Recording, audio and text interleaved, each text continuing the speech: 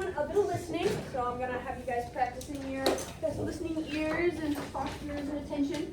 And I'm going to be talking about some different things from art history and lessons that we're going to learn and incorporate in our own final project at the end of this unit. So these little sheets here, I'm not going to collect them. They're just to help you guys follow along and write down a few key terms that we're going to be using throughout this entire unit that I want to make sure you guys understand. So today we're going to be talking about the different purposes and things that art can be used for. So a big thing with art is we used to not have photographs, right? So if we wanted to record a digital image or show what something looked like, we had to paint it or we had to draw it or sculpt it. And so art has been used as a means of communication throughout all of history. So like if we look at these pieces right here, we see a lot of stuff going on in the background, we see these characters doing different things, maybe they're reminding us of different emotions. What do we think that these artworks are communicating? Let's start with that piece on the right. Liam? Shocked. Shocked? Yeah. And like sad on the left. Yeah. Yeah. Oh, so, okay. Jumped ahead a little bit. Yeah. Right, yeah. Yeah. Okay. What about any other thoughts on that first painting on our left here? Liam? Definitely scared. Mm-hmm. Mm-hmm. Very good. Yeah. Yeah. Colson? It kind of looks like there's like a giant wave coming. Yeah, how the environment contributes to that feeling. Anyone know what this painting is called? The screen. I heard one person call it out, Elena. The screen. The Scream? Yes, by Edward Munch. The Scream, very dramatic. And then what about this painting on the right? Katarina? It's like,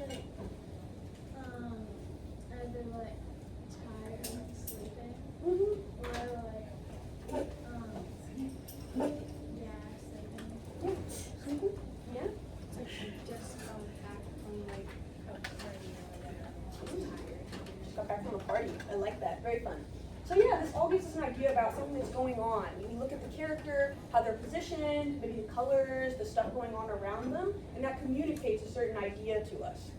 So, expanding off of that, more than just communicate maybe a feeling or emotion, art pieces can be used to tell a story and let us know about something that happened in the past or a message that people want to communicate to others. And so this is the concept of a visual narrative. That's one word you could use to describe what art is and what it's used for. So you can go ahead and write down some notes about that first bullet point there. An image that tells a story or presents information with pictures instead of words. So we're able to read a sentence and know something that's going on, but we can look at an image and that can give us information as well. We have a question, Viviana? I've seen amazing. Yeah, yeah. We're going to talk some more about this kind of art. Yeah, talking about different ideas, themes, concept. We can do that with pictures. You don't just have to say something to get an idea across.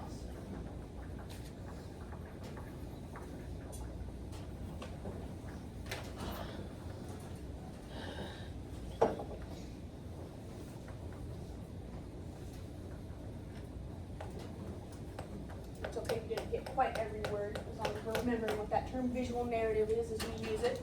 So when it comes to these visual narratives, these images telling a story, there's different things that make them up. So we have the people who are in them, maybe they're also animals, but kind of our main characters or our background characters contributing to the scene.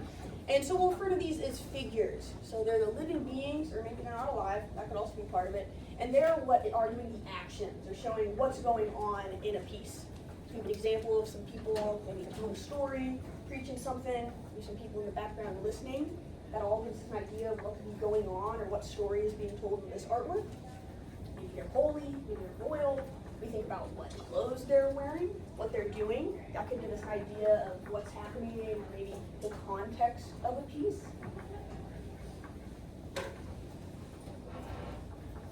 And then outside of that, not just what they're wearing or what they look like can tell us what's happening, but also where they are. So what kind of setting are they in? And so the setting, that's the time and place of an artwork. In terms of what that place is, they could be outside, they could be inside. Maybe if they're inside of a palace, that gives us an idea of, oh, maybe this person's royal. Or we can get an idea of what culture they're from by looking at the kinds of buildings around them. So what does this remind us of in this piece right here, where those little guys are standing? What culture? Teddy? Japanese. Japanese? Yeah? Maybe Chinese? This specific example examples Chinese, and we can look at those characters too. But yeah, Asian, Eastern architecture. So that lets us know what's going on in the painting. Or illustration, whatever it may be. So we talked about this concept of a visual narrative where we're communicating something, but there's different things that can be communicated. There's a whole variety of messages that someone might want to send. One of these could be religious. We see tons of religious art all throughout history, maybe the mosaics on big cathedrals. We think about mythologies such as Greece, where we have these stories of these monsters and these heroes, these legends that were really important to people in society. They can be communicating themes of morality, as in what's wrong or right. We also have things that involve politics. Art can be used to spread a message or maybe try and convince people of something. Maybe someone's trying to get elected, they could create artwork about a theme that's important to them. Or if people are trying to start a movement, artwork can be used to inspire ideas. We talked some at the beginning about how emotions can be shown in artwork, and so that could get people passionate or riled up about a cause. More than that, we also use art to record events. So we talked about how cameras used to not exist. So if something major happened in society, like a battle or a change in government, if you want to talk about it later and remember what happened, they might paint a whole scene. And so then they can pass that down to future generations to communicate important events in their histories. Also, some people just want to show what their society's like. Or we hear about stories of explorers visiting new lands and areas of the world. So when they go back to their own culture and they say, hey, I met all these people, look how they dress. These are the kinds of things they do. And they might draw an illustration to communicate that information and preserve those ideas. So a few examples of all these different kinds. So we talked some about Egyptian art. So this is the weighing of the heart ceremony in the Book of the Dead. That's an Egyptian religious text. So according to Egyptian mythology or religious beliefs, when you died and you went to the afterlife, your heart was weighed. And if it was real heavy, that might mean you're not the best person and you're not going to be very happy with where you end up going. And in Egyptian mythology, we saw a lot of their gods as portrayed with human bodies and the head of an animal. So this is their god of death, Anubis, and we also have Osiris in there. And this was made in 1475 BCE. So that's like nearly 3,000 years ago, or 4,000 years ago almost. It's crazy, and we have what's really pretty good quality of these artwork left. So this would be a religious purpose. People are talking about their spiritual beliefs and what they think happens when you die. We have the Bayeux Tapestry. It was spelled kind of funny.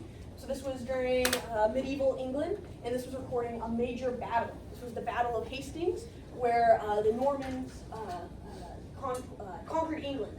And so this was a major event. It marked a change in government, the society, how people were organized. And this is a very interesting piece because it's super long. If you ever have the chance to be in England and visit the Bayeux Museum, there's this giant tapestry that stretches all along the wall. So here is it laid out in rows. Oh my, yeah, it's very interesting. A lot of funky little guys with fun little hats. And yeah, so that was recording a specific event. Because again, they didn't have cameras back then, and this is a huge battle, so they wanted to remember it and what all happened. Next, we have another Chinese art piece called Spring Morning in the Han Palace. You see these people in all these interesting clothing, doing various activities. So if we think about those different kinds of visual narratives, we have religious, political, showing everyday life. What do we think this one might have shown? What was the purpose of it? Rihanna? Show what's happening on the spring morning in the Han Palace. Yeah, like documenting culture, everyday life. Exactly. We see maybe some members of the nobility hanging out in the palace. They have these very beautiful clothing, kinds of activities they get up to in their leisure time, playing instruments. Maybe some eatings going on, they're dancing. So it's there's a little snapshot and preserves their culture and what society was like in that time. For this right here, if we remember the American Revolution, what brought us to where we're standing today in this country, this is a silver engraving by Paul Revere. If we remember Paul Revere, he's the guy who rode on horseback and warned everyone that the British were coming. He was also a silver engraver. And he made this piece to document this event called the Boston Massacre, where at the time, the American colonists were getting upset with the British. They weren't happy. And this feud broke out where some American citizens were yelling, maybe kind of harassing British soldiers, you could say. But the British soldiers, things really escalated. They got crazy. And it ended up with the British soldiers firing on the crowd, and a few innocent civilians died. So obviously people were furious about this. This was wild. And so people talked about this with these horrible Brits, you know, we gotta keep them out. We can't be having them rule us anymore. And so this piece was used to help convince people about what we think of the British and if America needed to gain its independence. So with that in mind, knowing this helped inspire the American Revolution, what kind of visual narrative do you think this would be? I saw Teddy's hand first. Shows the history of the attack and like what happened and show how the really kind of started. Yeah. So of those 4 points, of those 4 kinds, which ones would you choose? If you want to look at your paper for what you're at, Blake. How it kind of started.